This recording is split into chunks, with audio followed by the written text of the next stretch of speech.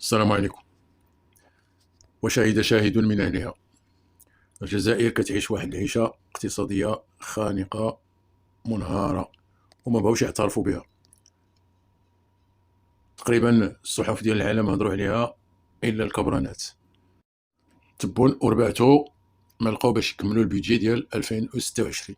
ما عرفت كيفاش غادي يدوزوه، ما عرفت واش دوزوه ولا غادي عاوتاني يقول لهم تبون راه عندنا 700 مليار دولار غير احتياطي، الله أعلم. المهم دابا علاش قلت لكم شاهد شاهد من أهلها، هو عبد السمار بغا يخرج ليه العقل ديالو على ود هذا الانهيار الاقتصادي، لان الكبرانات جالسين غير كيطبعوا في الفلوس كيحسبهم بلا اخبار البنك الدولي وبلا اخبار صندوق النقد الدولي. ها جالسين يطبعوا حسابهم راه صافي، الا طبعوا الفلوس راه صافي غيوليو لاباس. ناسين هما الانهيار اللي غادي اللي خرجوا على بلادهم بهاد قوه الطبع طبع طبع طبع حتى تطبعوا نيت مزيان مع الرسوم. كيعجبك تبون ملي تيقول لك انا ما نروحش للاستدانه، الناس بغاونا نمشيو للاستدانه، ما نروحش للاستدانه، ايوا خليك كطبع الفلوس.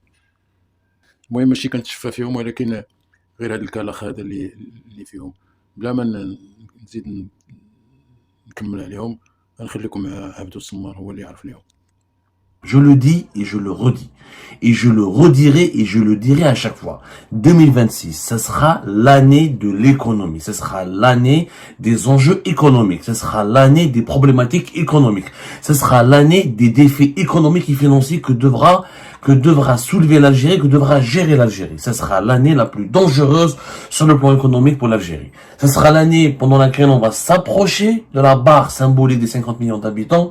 L'année durant laquelle les recettes de l'État algérien vont significativement encore baissé après une 2024-2025 où l'argent du pétrole et du gaz n'ont pas constitué, où les recettes du pétrole et du gaz ont drastiquement baissé et le pétrole et le gaz ne constituent plus une bouée de sauvetage pour le régime algérien, notamment pour l'Algérie en général et pour le fonctionnement du régime algérien en particulier. 2026, ce sera l'année de la vérité, le pays où il se réforme, où il risque d'affronter dès les années prochaines, 2027-2028, des scénarios chaotiques comme le scénario du Venezuela, à savoir très peu de richesses, très peu de ressources en devises, et un dinar, une monnaie nationale qui va dégringoler encore, une inflation qui va exploser, des incapacités financières de l'État algérien à faire face aux pénuries et aux besoins élémentaires du pays, et une paralysée économique qui empêchera la stabilité du pays, qui pourra même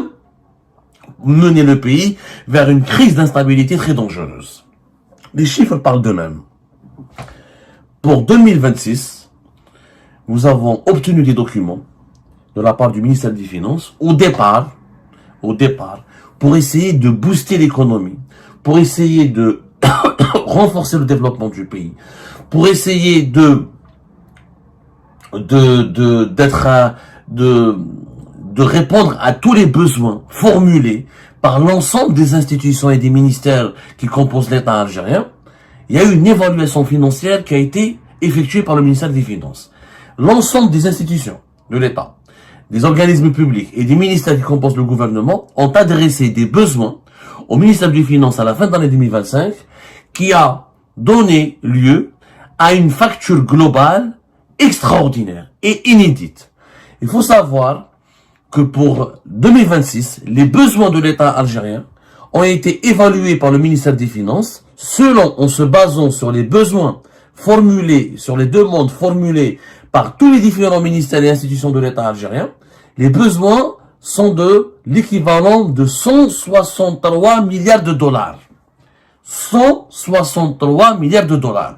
Pour que le pays, je m'explique bien, pour que le pays fonctionne comme le veut le régime Tebboune, selon le train de vie du régime Tebboune, selon l'agenda du régime Tebboune, selon la feuille de route du régime Tebboune, l'Algérie a besoin de consommer, a besoin de dépenser en 2026 l'équivalent de presque 164 milliards de dollars. Plus exactement, 163,9 milliards de dollars. Donc, on peut dire 164 milliards de dollars. Ça, c'est une évaluation qui a été faite par le ministère des Finances, qui a été écrite noir sur blanc dans un document officiel du ministère des Finances que nous avons obtenu au cours de nos investigations. Les besoins de l'État algérien pour 2026 étaient de plus de 299 000 milliards de dinars. presque l'équivalent de 164 milliards de dollars. Le ministère des Finances a répondu, a expliqué, il a fait une note et un rapport à la présidente de la République pour dire qu'on ne peut pas dépenser cet argent. L'Algérie ne peut pas dépenser cet argent. Parce que si on a dépensé 163 milliards de dollars, l'équivalent de 164 milliards de dollars, à savoir plus de 219 milliards de dinars, on aurait eu un impact, on aurait eu un déficit budgétaire au niveau de l'État, au niveau du trésor public, qui serait phénoménal. L'Algérie, depuis l'arrivée d'Abdelmadjid Tebboune, elle collectionne les déficits budgétaires. C'est-à-dire que l'État dépense beaucoup plus que ce qu'il gagne. En 2025, l'Algérie devait atteindre un déficit budgétaire de l'équivalent de 62 milliards de dollars. Ça a été une catastrophe. Au cours du deuxième semestre de l'année, Abdelmadjid Tebboune a été alerté par le ministère des Finances que si on va vers un déficit budgétaire de l'équivalent de 62 milliards de dollars, le pays sera déséquilibré. Voilà, déséquilibré. Parce que pour le déficit budgétaire, c'est quoi encore une fois? C'est la différence entre ce que les recettes qui entrent dans les caisses de l'État et les dépenses qui sortent des caisses de l'État. La différence, elle était de l'ordre de 62 milliards de dollars. Ça veut dire quoi? Ça veut dire qu'il faut compenser. Il faut trouver cet argent, il faut financer ce déficit. Il faut donc dépenser beaucoup plus que ce qu'on gagne. Mais le différentiel, il faut le trouver quelque part. On n'a plus de fonds de régulation des recettes. Auparavant, l'Algérie, depuis l'époque de Bouteflika, pour financer la dette publique et les déficits budgétaires, on a créé un fonds qui s'appelle le fonds de régulation des recettes. C'est quoi ce fonds? C'est un fonds spécial qui, contre le baril du pétrole, on fait une loi de finances sur la base d'un prix. La différence entre ce prix et le prix réel des marchés, on prend la différence, on met une partie dans les réserves de change pour alimenter les réserves de change du pays, une partie dans le fonds de régulation de recettes. Et ce fonds de régulation des recettes, quand il y a des déficits, des dépenses, quand il n'y a pas assez de recettes, l'État puise. Or, ce fonds de régulation des recettes, il est puisé. Classe. En 2022, on a pu le réalimenter grâce à un prix très élevé du pétrole et du gaz et grâce à la crise énergétique provoquée par la guerre en Ukraine. Mais depuis 2024, au cours de l'année 2024, il n'y a plus d'argent dans ce fonds de régulation des recettes. Donc, qu'est-ce qu'il faut faire? Il faut imprimer. Pour couvrir le déficit, il faut financer, il faut imprimer de l'argent. Il faut faire de la planche à billets. Sauf que quand tu imprimes de l'argent, cet argent va circuler encore davantage, il va alimenter le marché informel, il va booster la consommation, et cet argent, il faut qu'il soit dépensé. Sauf que cet argent fabriqué ne correspond pas à une fabrication, à une production de richesse, c'est-à-dire à une fabrication de produits, de biens ou de services. Donc, on va dégringoler encore davantage la valeur du dinar, et on va alimenter l'inflation, et on va alimenter le marché informel, parce que l'argent de la Banque d'Algérie va t'imprimer en espèces, c'est des pièces de monnaie. Comme on a une économie qui n'est pas numérique, qui n'est pas numérisée, cet argent va être retiré en espèces par la population, il va être dépensé en espèces, il va alimenter le marché informel, donc il va aggraver le phénomène de l'évasion fiscale, et il va augmenter, il va permettre à la consommation, il va permettre aux Algériens et aux Algériens de consommer encore davantage, sauf qu'on ne produit pas suffisamment de produits, de biens et de services pour répondre à cette consommation, pour répondre aux besoins des consommateurs. Du coup, on va gonfler les importations. Pour répondre aux besoins des consommateurs, il faut importer. Donc, le déficit budgétaire, les Algériens et Algériens ne comprennent pas quand leurs dirigeants ne leur parlent pas des déficits budgétaires parce que ils ne veulent pas dire la vérité à leurs concitoyens. Quand on a un déficit budgétaire important, on fait quoi? On tue la valeur de la monnaie.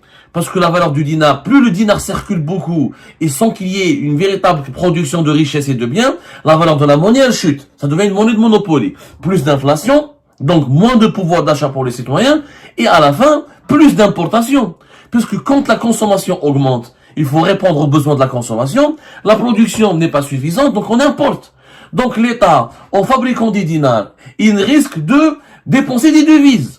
Et avec les Algériens, ils veulent dépenser. Ils ont besoin de pneus, pièces de rechange, de nourriture, ils ont besoin de vêtements, etc. Si tu n'importes pas, qu'est-ce qui va se passer? Il va se passer des pénuries. Et tu vas favoriser la contrebande. Et s'il y a des pénuries, il y a des troubles sociaux, et même si tu n'importes pas, les produits, il y a une inflation qui augmente. Et plus l'inflation augmente, et plus la valeur de la monnaie, elle chute. Et plus l'inflation augmente, plus la pauvreté dans le pays augmente. Donc, c'est un piège, le déficit budgétaire. C'est pour ça que dans les pays les plus développés, on essaie toujours de gérer les déficits. Parce que les déficits budgétaires ont un impact sur la population, un impact concret. Et les pays où ils s'endettent où ils font des dettes à l'étranger pour financer leur déficit, où ils font de la planche à billets. La planche à billets, c'est la plus dangereuse des options. Il vaut mieux s'endetter à l'étranger pour financer des déficits, comme le fait la France par exemple, pour financer ses déficits. En partie, elle fait des dettes. Elle s'endette à l'étranger, ou là, elle s'endette auprès de ses propres citoyens, ou elle s'endette auprès de ses propres organismes. Mais elle s'endette. L'Algérie ne s'endette pas. Elle ne veut pas s'endetter à l'étranger. Donc, elle fabrique de la monnaie, on crée de la monnaie, et on crée de la dette publique.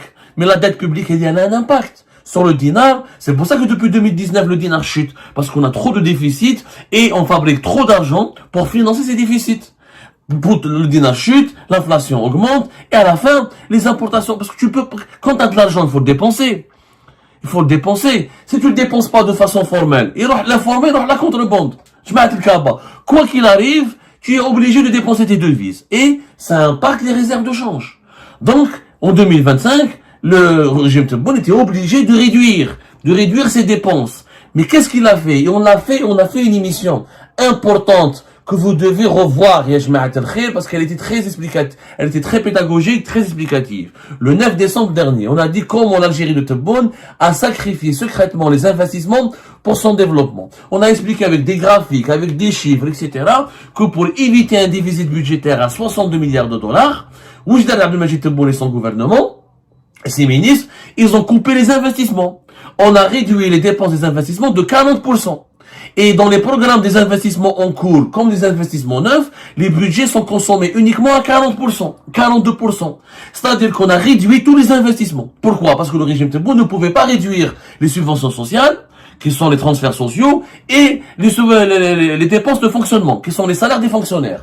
Il fallait faire un choix. Ou tu payes pas les fonctionnaires et tu réduis ton déficit budgétaire. Si tu payes pas tes fonctionnaires, on a pratiquement 3,5 millions de fonctionnaires. Il risque d'avoir des grèves, des troubles sociaux, etc.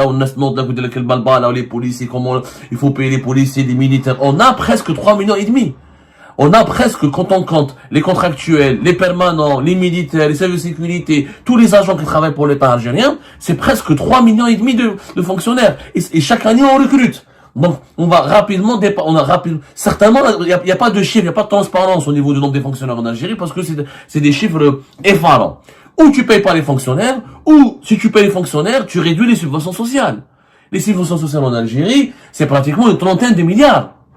La première dépense de l'État, c'est les salaires, c'est le coût de fonctionnement. La deuxième dépense, c'est les subventions sociales, les transferts sociaux, une trentaine, l'équivalent de 32 à 31 milliards de dollars. Des investissements. Tu peux pas ne pas subventionner le lait, le carburant, l'électricité, le gaz, le logement, la santé. Là aussi, tu risques d'avoir des troubles sociaux. Tu risques d'avoir des mouvements de contestation populaire. Donc, qu'est-ce qu'il a fait? Il a sacrifié les investissements. On n'investit pas. Pas beaucoup de projets, pas beaucoup d'infrastructures, pas de financement des entreprises publiques, pas de zones industrielles, pas d'investissement dans la recherche scientifique, dans l'industrie, dans le progrès économique, etc. Ça s'appelle les dépenses d'investissement. Et c'est comme ça qu'on a réduit le déficit en 2025 à 40 milliards de dollars. Et Abdelmajid Tebboune, le régime Tebboune, il a adopté une ligne de conduite secrète, c'est que d'ici 2028, il ne faut pas que le déficit budgétaire dépasse les 41 milliards de dollars. Entre 40 et 41 milliards. S'il dépasse les 41 milliards de dollars, helkit.